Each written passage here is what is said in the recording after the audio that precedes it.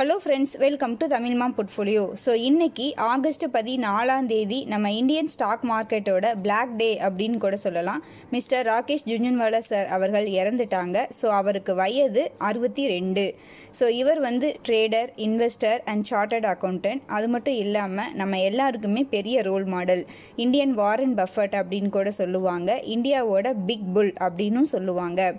So இவர் இன்னைக்கு இறந்தது நம்ம எல்லாருக்குமே நம்ம இந்தியன் ஸ்டாக் மார்க்கெட்டுக்கே ஒரு பிளாக் டே அப்படின்னு கூட நம்ம சொல்லலாம். ஸோ இப்போ ரீசெண்டாக பார்த்தீங்கன்னா ஆகாஷா ஏர் இவர் லான்ச் பண்ணியிருந்தாரு. இந்த ஆகாஷா ஏரில் 40% ஆஃப் ஷேர் ஹோல்டிங் இவர் ஹோல்ட் பண்ணி வச்சுருந்தாங்க.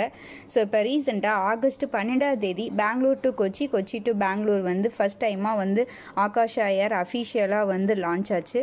ஸோ அதில் பார்ட்டிசிபேட் பண்ணியிருந்தார் ராகேஷ் ஜுன்ஜுன்வாலா சார் அவர்கள். ஸோ இதுதான் இவருடைய லாஸ்ட் பப்ளிக் ப்ரெசன்ட் அப்படியா இருந்துச்சு. ராகேஷ் ஜுன்ஜுன்வாலா அவர்கள் 1960 ஒரு மிடில் கிளாஸ் ஃபேமிலியில் தான் பிறந்திருக்காரு. ஸோ இவருடைய அப்பா ஒரு டேக்ஸ் ஆஃபீஸராக ஒர்க் பண்ணியிருந்திருக்காரு.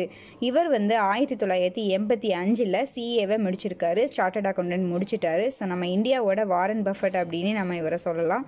ஸோ இவருடைய ஷேர் ஹோல்டிங் அப்படின்னு பார்த்தோன்னா ஹையஸ்ட் டைட்டனில் 11,000 கோடி ப்ளஸ்ஸாக இருக்குது ஒர்த்து. ஸ்டார் ஹெல்த்தில் 7,000 ப்ளஸ், மெட்ரோ பிராண்ட்ஸில் 3,300 ப்ளஸ், டாடா மோட்டார்ஸ் 1,700 ப்ளஸ் கோடியா இவருடைய ஷேர் ஹோல்டிங்கு. இன்னும் நிறைய ஷேர்ஸில் இவர் ஷேர் ஹோல்டராக இருக்கிறாரு. ஸோ ஓகேங்க. ராகேஷ் ஜுன்ஜுன்வாலா அவர்கள் ரொம்ப ஹானஸ்ட் பர்சனாக இருந்திருக்காங்க. அதனாலேயே என்னவோ நிறைய இன்வெஸ்டர்ஸ் அண்ட் நிறைய பேருக்கு ரோல் மாடலாகவும் இருந்திருக்காரு. அதனால தான் நம்ம இந்தியாவோட வாரன் பஃபட் அப்படின்னு இவரை சொல்கிறோம். ஸோ அது மட்டும் இல்லாமல் ஓப்பன் மைண்டடாக அவருக்கு என்ன தோணுதோ கரெக்டுன்னு படிச்சுன்னா அதை பேசுகிறவராகவும் இருந்திருக்காங்க. ஜொமேட்டோ ஐபிஓ வந்த டைமில் பார்த்தீங்கன்னா இந்த வேல்யூஷன் ரொம்ப ஹையாக இருக்குது அப்படின்ற மாதிரியே பப்ளிக்காகவே அவருடைய தாட்டை எக்ஸ்பிரஸ் பண்ணியிருந்திருக்காரு. ஸோ இப்போ பார்த்தீங்க அப்படின்னா ஹங்காமா மீடியா ஆப்டெக்கில் சேர்மனாக இருந்திருக்காரு. அது மட்டும் இல்லாமல் கன்கார்டு பயோடெக், ஜியோஜித் ஃபைனான்ஷியல் சர்வீசஸ்லாம் டைரக்டராகவும் இப்போ ஒர்க் பண்ணிட்டு இருந்திருக்காங்க. ஸோ என்னதான் இருந்தாலும் இப்போ நாம் இவருடைய அச்சீவ்மெண்ட்ஸ் பற்றி பேசிகிட்டு இருக்கோம்.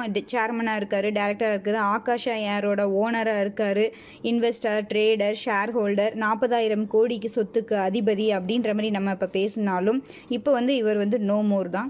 ஸோ அதனால் எப்போவுமே சொல்கிற மாதிரி ஹெல்த் இஸ் வெல்த் தான், but not wealth is health. அதை கண்டிப்பாக நம்ம புரிஞ்சுக்கணும். எந்த அளவுக்கு நம்மளுடைய வெல்த்தை கிரியேட் பண்ணுறதுல நாம் ஒரு நாளைக்கு 8 ஹவர்ஸ் பக்கம் டைம் ஸ்பெண்ட் பண்ணி எப்படி நாம் நம்மளுடைய அமௌண்ட்டை பல்மடங்காக பெருக்கிறது அப்படின்ற மாதிரி திங்க் பண்ணுறோம், உழைக்கிறோம், வேலை செய்கிறோம்.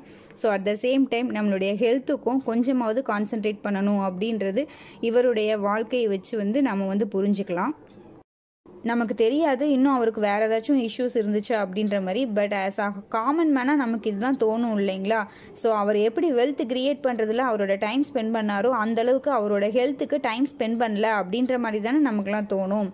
ஸோ வாரன் பஃபட் அவர்கள்கிட்டேருந்து கண்டிப்பாக நாம் இதை கற்றுக்கணும். அவர் வெல்த் கிரியேட்டராகவும் இருக்கார், at the same time health கிரியேட்டராகவும் இருக்காருன்னு கூட சொல்லலாம். அவருக்கு வயது இப்போ 92.